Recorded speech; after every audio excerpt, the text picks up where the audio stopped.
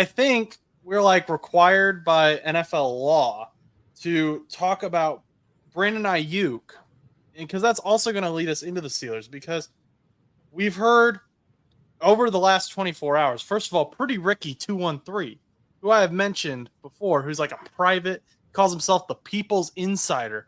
He has held on strong for like the last week that Brandon Aiyuk is going to be a Pittsburgh Steeler. And all the insiders were like, nope, no trade is happening. Well, then all of a sudden last night, a bunch of the insiders were like, hey, okay, a trade might be happening, but it's with the Browns or the Patriots, and Brandon Aiyuk has to pick.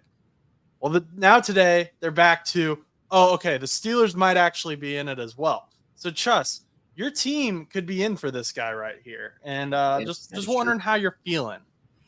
Well, I don't want to jump the gun yet because obviously I feel like it's very soon before we can really, jump anything, because obviously, 2 days ago it was Steelers. The Steelers are going to get Brandon Aiyuk one way or another. I mean, we talked about this months ago that Brandon Aiyuk for the Pittsburgh Steelers would be a great wide receiver in our scheme. However, nothing ever really formulated. It almost seemed like everything that the Steelers like dreamed of, like us as fans wanted, actually ended up coming, into our lives, because everybody wanted to get rid of Pickett. We got rid of Pickett. We got Fields. Everybody wanted Fields. We wanted Russ. We got Russ. Like almost everything just seemed way too good to be true. And Brandon Aiyuk was always that guy that people were talking about back in the spring as a possible candidate to be a landing point in Pittsburgh.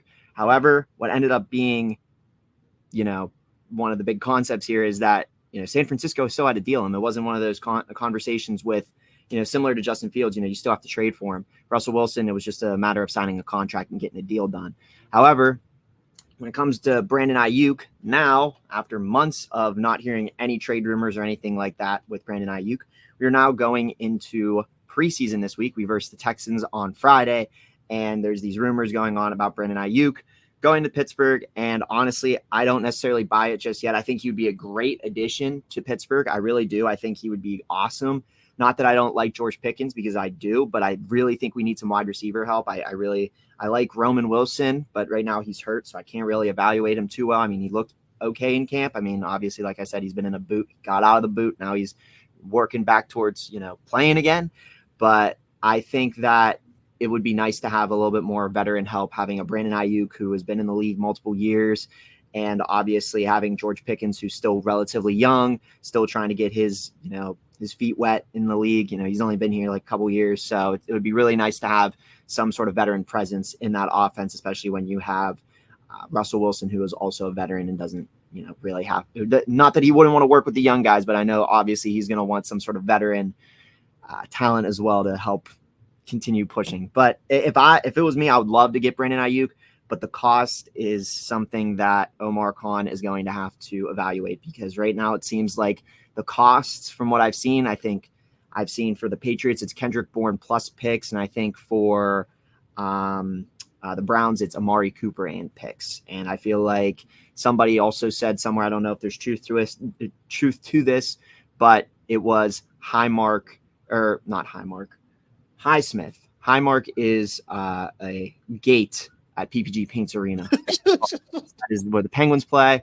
But Alex Highsmith plus picks was what the 49ers were asking for initially. Now, I don't know what's changed or if that's even true, but that was a possibility. So I don't know. I mean, I'd love to see him here, but also I don't know how much we'd be willing to pay him once his contract expires. So he might only be like one of those grab and dumps by, week 8, but we'll see. I don't know. I'd love to have him though. Well, so that's part of the issue with this trade, or with this. Yeah, it's going to be a trade, but not only is it a straight up trade for the team, but you also have to end up paying him, presumably. Yeah. And it has to be a team that Brandon Aiyuk is willing to sign an extension with. I think he would be willing to sign an extension. I mean, I'm pretty sure that he wants to come here. I mean, everything that I've read is pretty much pointing in the direction that Brandon Aiyuk wants to come here. But the problem that I have is coming into this offseason, we also have a quarterback issue. that we have to address because Russell Wilson's only on a 1-year deal and Justin Fields' contract is also up at the end of the season. So, I mean, we also have to figure out what we're doing with the quarterback. If we're going to sign, either do a contract extension, I'm assuming we will, but we also have to do that. We also have to worry about Brandon Aiyuk, who obviously, may not get the same precedence that a quarterback might, because obviously I believe Omar Khan and the Steelers have always kind of been in that same mindset that wide receivers are very replaceable. We always draft wide receivers and stuff. So I believe that if they don't think Brandon Ayuk's, producing compared to like a George Pickens, they might just, dump him and just roll with like a Roman Wilson or draft another wide receiver next year. So I mean, I feel like with an extension, he would really have to be worth it in the offense. He would really have to be a boom player, because even if he's like borderline not good or bust, like there's no way that the Steelers are going to re-sign him. But I mean, I don't know. There's a lot with him. Omar Khan is a GM. He doesn't mess around. I mean, he's crazy. I think he's crazy, but in a good way. I really like Omar Khan.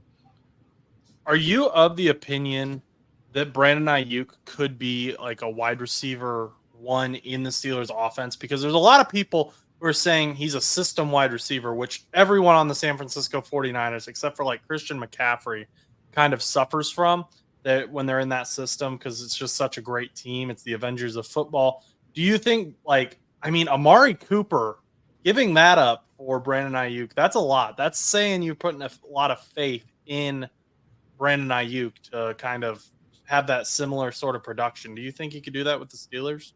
I mean, I think he could definitely have a very similar production that he could in similar to San Francisco. I mean, he might even get more targets than he does in San Francisco. I mean, when you look at it from an outside perspective, you obviously in San Francisco have Debo and Brandon Aiyuk, two really phenomenal wide receivers on both sides of the ball. Like you said, it's an Avengers team in San Francisco. But the problem is one player is going to suffer in certain games. I mean, Brandon Aiyuk popped off against the Steelers last year, but then the following week or weeks after, Brandon Aiyuk was non-existent, and then you have Debo Samuel popping off, or Christian McCaffrey getting 35 points and everybody else getting maybe 5 or 6 fantasy points, meaning in calculations, because I know some people get mad when I use fantasy points as a way of calculating. Christian McCaffrey gets 3 touchdowns and 150 yards rushing and 100 yards, receiving, and he just has a monster game where it ends up being like 50 freaking fantasy points. And Debo has 4 catches for 40 yards, which I guess wouldn't be that bad. I mean, you're looking at like 8 points if you're in a PPR league, but not talking about fantasy. Fantasy I haven't even done any drafts yet. But when it comes to the Steelers, when it comes to Brandon Aiyuk, I think he could similarly have the same production, because George Pickens would probably go into that role as a wide receiver 1. I think he would do well in that role, or they could irreversibly change them and put Brandon Aiyuk at wide receiver 1, put George Pickens at wide receiver 2.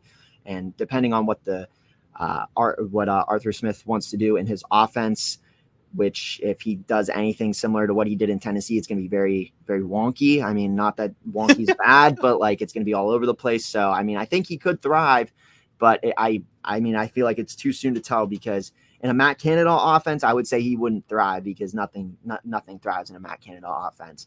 But I think he could definitely work well. Now in Cleveland, on the other hand, I mean, that could be a different story. I mean, you're getting rid of one of your top wide receivers to get another top wide receiver. I mean, Amari Cooper did really, really well last year, but now you're putting all your faith in Brandon Aiyuk, who has 1 year left on his contract. You'd have to re-sign him. I mean, I wouldn't, if I was Cleveland, I wouldn't, but I mean, unless you're really confident that your team can ring chase this year, then I'm all for it. I mean, if he goes to New England, I mean, it's going to take a couple years, but I mean, I think Pittsburgh would be a good spot for him.